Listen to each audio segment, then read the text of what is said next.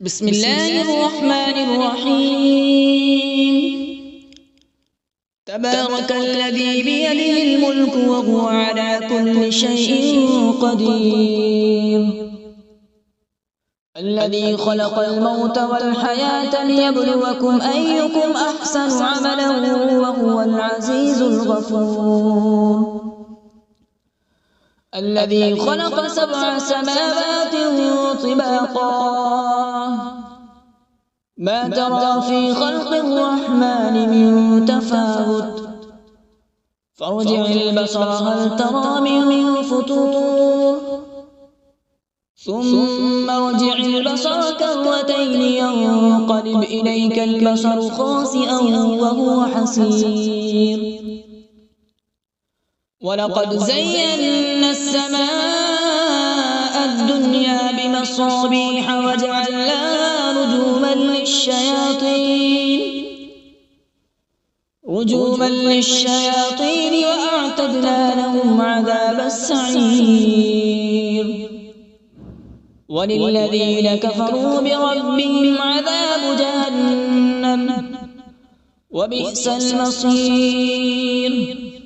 إذا ألقوا فيها سمعوا لها شهيقا وهي تفور تكاد تميز من الغيظ كلما ألقي فيها فوج سألهم خزنتها ألم يأتكم نذير قالوا بلى قد جاءنا نذير فكذبنا وقلنا ما نزل الله من شيء إن أنتم إلا في ضلال كبير. وقالوا لو كنا نسمع أو نعقل ما كنا في أصحاب السعير. فاعترفوا بذنبهم فسحقا لأصحاب السعير. إن الذين يخشون ربهم بالغيب لهم مغفرة وأجر كبير. وأسروا قولكم أو اجهروا به إنه عليم بذات الصدور. ألا يعلم من خلق وهو اللطيف الخبير. هو الذي جعل لكم الأرض ذلولا فامشوا في مناكبها وكلوا من رزقه وإليه النشور. أأمنتم من في السماء أن يخسف بكم الأرض فإذا هي تمور أم أمنتم من في السماء أن يرسل عليكم حاصبا فستعلمون كيف نذير. ولقد كذب الذين من قبلهم فكيف كان نكير. أولم يروا إلى الطير فوقهم صافات ويقبض ما يمسكهن إلا الرحمن إنه بكل شيء بصير. أمن هذا الذي هو جند لكم ينصركم من دون الرحمن إن الكافرون إلا في غرور. أمن هذا الذي يرزقكم إن أمسك رزقه بل لجوا في عتو ونفور.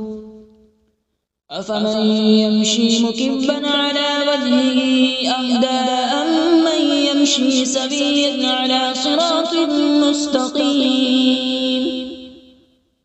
قل هو الذي أنشأكم وجعل لكم السمع والأبصار والأفئدة قليلا ما تشكرون. قل هو الذي ذرأكم في الأرض وإليه تحشرون. ويقولون متى هذا الوعد إن كنتم صادقين. قل إنما العلم عند الله وإنما أنا نذير مبين. فلما رأوا زلفة سيئت وجوه